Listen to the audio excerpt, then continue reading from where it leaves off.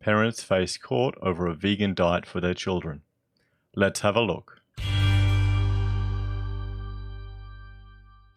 Hello everyone and welcome to this episode of Heiser Says. Now I thought I'd introduce you to Josephine. Say hello, Jojo. Say hello. Okay, she's in a grumpy mood. But Jojo is our about 20-month-old child. Okay? And I just wanted to introduce you to an example of a 20-month-old. You're not going to ruin anything, are you? When you have as many children as we have, you can't have anything nice at home anymore, by the way. But she's playing around. She's going for some food on my desk. I've got her. And she's pretty normal. She can walk. She can talk. For the first time, she managed to articulate the word why. Why? And she's not even 2 years old when I told her to stop playing with a whole bunch of technical things. Why? She plays with her brother and sister. She runs around. She has fun. And she gets up into a lot of mischief. She'll often go in the kitchen and, steal some food. All things that are important and part of their development. So before we get into this article we read today, I wanted you to see a normal child so you compare what we're going to be presented with. Okay, guys? So this is the article. Parents face court over neglect of child on a vegan-only diet. Now, whenever I do a vegan video, I cop it on all social media platforms. It doesn't get many views, but I don't care. It's dangerous. It is unhealthy, and I don't care what you say. It's not natural. Humans didn't evolve through vegan diets. Okay, wait, hang on. I've got to open up the container of nuts. That's one way to get... Hey, come on. Macadamia nuts are expensive there. Calm down, Jojo. Anyway, I'll show you what I made breakfast today. So I'm still on my fast, and so is my wife. So this is what I made for breakfast for my kids. So, some nice bacon and everything cooked in tallow that we made ourselves. Bit of egg, cucumbers with sour cream mixed in, some cheese, pickles, because she loves them, some nice bit of low-carb toast with some butter, salted, and some macadamia nuts. And she's proceeding to get into my macadamia nuts and continuing to eat them. So this is what I'd consider a balanced diet. We're not forcing our kids to be keto, but we want them to have a rather low-carb diet and variety, not just sugar, not just cereal, that type of stuff. This is pretty much what we would eat. And I can tell you the hardest thing with being on a fast and making food for your kids is not licking your fingers when you prepare for them. Bloody hard. So let's get back to this article here. So I've presented you with what I would consider a reasonably normal child and a reasonably normal meal. So as a father of 4 children that are all still in my care and doing very well, even though they annoy me sometimes, this is concerning for me. And this is why I want to talk about it. So a judge has lashed out at one half of a Sydney vegan couple who had their 3 children taken away from them after police found their 20-month-old girl was severely malnourished and suffered from rickets. They face 5 years in jail. So severely malnourished, rickets, 20 months. Same age as this one. Same age as Josephine. Here, Look. Come on, stand up. Are you suffering from rickets? No, you're drooling from all the nuts you're eating. Great. So, the Downing Centre Court in Sydney has heard a powerful victim impact statement from the baby's foster carer who took the toddler in after she'd been taken out of her parents' care. She said the 20-month-old weighed just 4.89 kilograms. 4.89 kilograms. Looked like the 3-month-old and had no teeth when they started caring for her in August 2018. I remember thinking how terrifying, she said in the statement. She said the baby was so behind other children she couldn't form basic actions like rolling over. Okay? And I've got an example here of someone stealing about $10 worth of macadamia nuts right now. She said the baby is now traumatized by the monthly and bi-monthly blood test she must undergo. She begins to scream and cry if she goes into a medical room and the door is closed, she said in the statement. She said the baby's weight had become disproportionate to her height, meaning she had become technically obese. She said strangers asked how old she is upon seeing her because they would be struck by how small she was. In court today, Judge Sarah Huggett, remember the female judge, hit out at a suggestion the toddler's father was powerless in preventing his daughter falling ill. Now this is a real serious statement here, this one right here, because think about it. She is being critical of the father. Don't drop all those nuts everywhere. Oh, great. Okay, you're gonna only eat these ones. These ones that you got. Are you just chewing them up? Great. Anyway. Okay, yeah, no, I don't want one today. So I'll get back to this. The judge is critical of the father because he's claiming he's powerless. Now, what would happen if a man rang up the police and said, come here, the wife is neglecting the kids? What do you think would happen? Who would be done for domestic violence? And what is the prevailing concern in Australia? What avenues are there for him as a dad to take his children out of this situation and go to emergency accommodation? None. Jeremiah House looks like it's going to go ahead. But that's the first one in Australia, and it hasn't existed when this happened. Okay. You can play with that. So maybe having a kid here wasn't a good thing. So that shows you. That's another perspective that the judge doesn't seem to understand or comprehend. Now,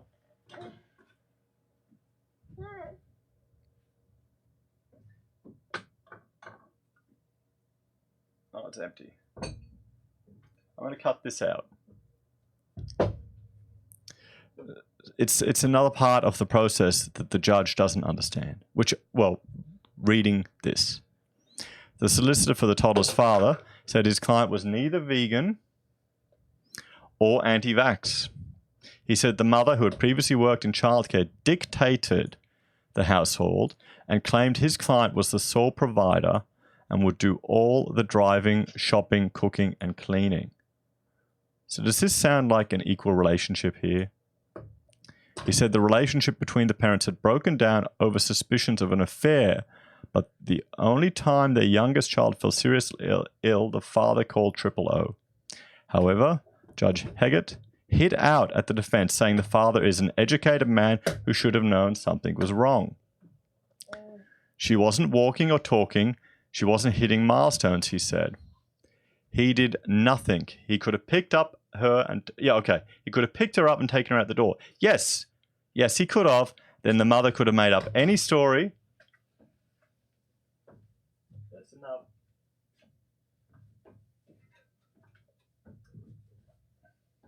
The mother could have made up any story, and he would have lost his kids. Or he would have gone for help. They would have taken the kids off him, put them in jail.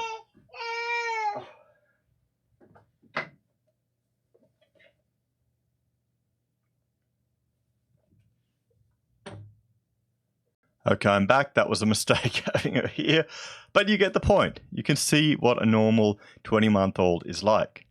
But the thing is here, getting back to this, if he had left, if he had gone to the doctor, would he have still kept his kids? Would they have been taken out of his care? Could the wife have claimed anything? Would she have been believed before the bloke? We watched a thing yesterday about a gentleman who was falsely accused. So I don't really... The judge's statement is quite unfair and shows a lack of understanding of the bias in our current legal system with regards to domestic violence and the Duluth model. That's my call. He is older than the mother and could have just as easily have done something. I do not accept that he was powerless. Well, probably was an abusive and controlling relationship. How do you know? How do you know? Maybe she's a Duluth. She only believes women can be the victim. The father's lawyers said his client is now living in Queensland and has been subject to vegan and anti-vax witch hunt in the press. Well, mate, you got to deal with it, to be honest. Police allege the father 34 and the mother 32. So here you go. The judge made comment that he was older. When you heard the term older, did you think it was that small an age difference? 2 years is nothing. There's no difference in their maturity or life experience in 2 years, I'd say. None. If she was like 22 and he was 34, sure, that's different. But 2 years at over 30s, come on. Unbelievable. So, they can't be named for legal reasons. They fed their 20-month girl a strict diet severely lacking in nutrients for her to thrive. Well, yeah. The parents first faced court in May last year, 2 months after their toddler suffered a seizure at home. They both pleaded guilty to failing to provide for a child and causing serious injury. It's heartbreaking. After her seizure, the sick toddler spent a month in hospital where doctors and nurses frantically worked to give her the nourishment she needed. Within just 6 months, the girl put on 6 kilos and was able to crawl and stand on her own. The baby's mother's lawyer said medical records showed her client was suffering from depression. He said she left hospital just 3.5 hours after the child's birth, didn't register the birth or its Medicare or have the baby immunized. Now, okay, leaving just after 3.5 hours, we've done that, but we were in a midwifery program where the midwives come to your house afterwards, and the whole idea is to get you in a home environment. And it's a bit different with a 4th baby or a 3rd baby as opposed to, well, this would be their 3rd baby, so damn. They should know what they're doing. He said his client would lay awake at night wondering whether her partner was cheating on her with a work colleague and whether she was a useless mother. He said she wasn't returning calls from the baby's GP and she was stressed about her living arrangements in rented accommodation. Okay, so obviously she may have been a bit unstable. He said she would spend all day in her pajamas and couldn't face even going shopping for groceries. However, psychologist Dr. Yvonne Skinner told the court today there was no evidence based on medical records and her interview with the baby's mother that the accused was suffering from depression over the 19 months. She said this is because it was clear she had developed a bond with her child and said she was enjoying hugging the child, breastfeeding her, and buying her clothes in front of the psychologist, perhaps. She added that tests 5 months before the child was born shown there was very little risk of postnatal depression. Okay, that's a survey you take. That test is a survey that you take with the midwife or whoever. And I mean, you can lie. People can lie on these things. It's, recollection bias or it's just lying. That's why a whole lot of the food research is terribly incorrect because it's all just based on people's recollection and surveys. When you actually study it in a laboratory, you get different outcomes. Court documents showed the toddler's mother told doctors her daughter would generally have 1 cup of oats with rice milk, so no calcium, half a banana in the morning, and a piece of toast with jam or peanut butter for lunch.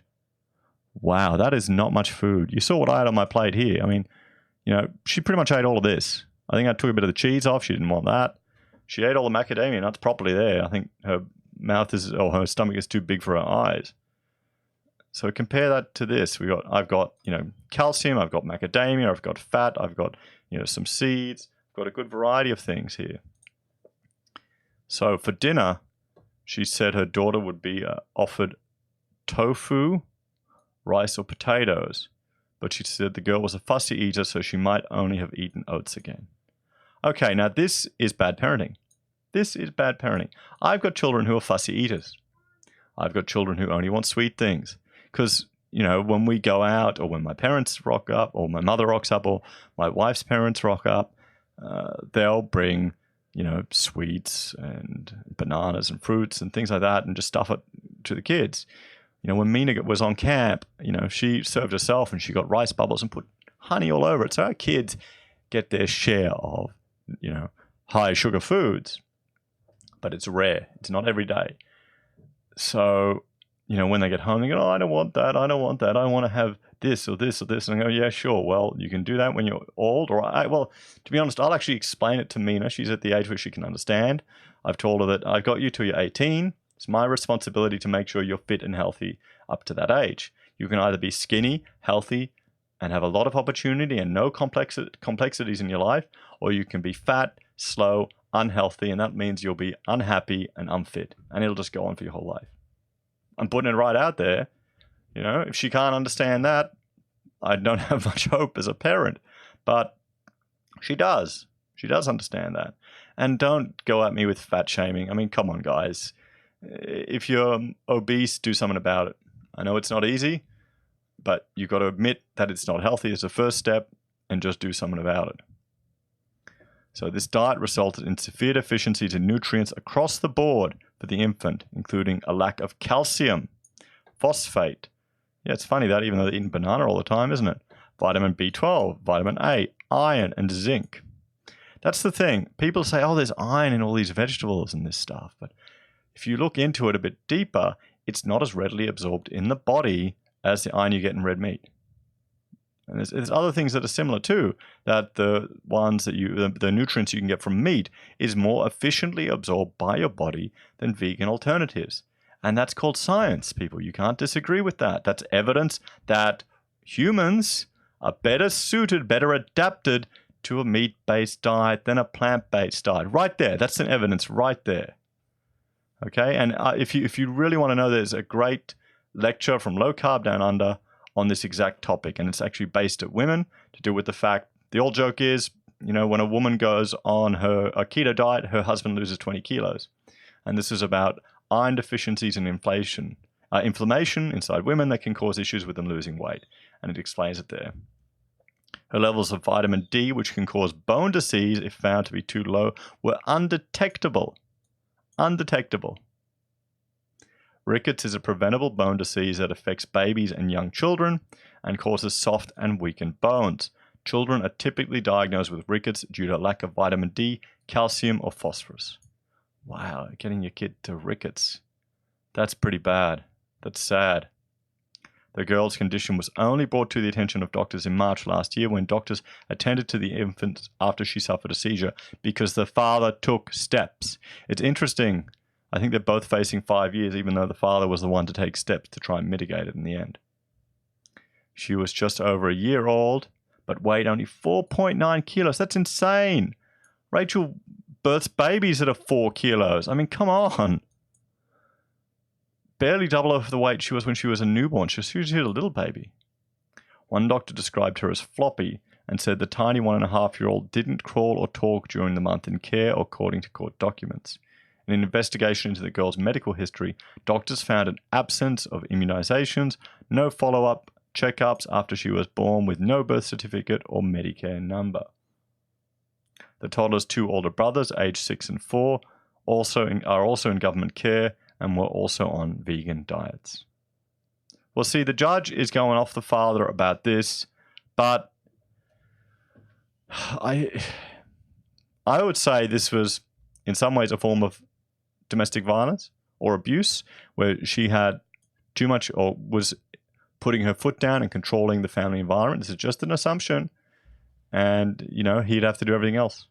But she'd dictate, no, we've got to do this. No, we've got to do this. No, we've got to do this. Just went along with the flow. So he's probably too weak, to be honest. But with our system the way it is, can you blame him? If he had have gone out of the house with his kids, they would have been taken away. They would have been put in state care, and he would have been sent to a men's shelter. Guys, let me know what you think in the comments.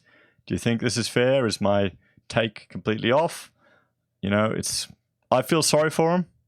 People need to be warned that these diets, veganism is not a diet that humans were meant to eat. No.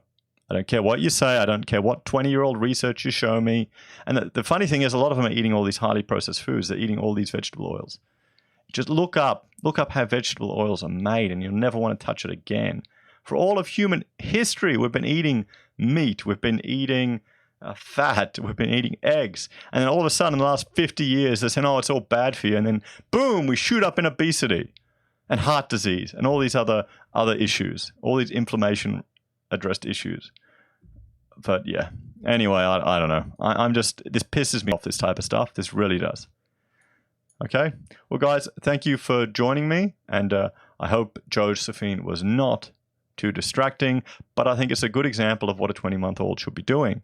Annoying the hell out of their parents, getting into more food than they can stand, and just screaming and making a mess. It's all part of mental development. It's important. Please like, share, and subscribe. Ding the bell to see my daily updates.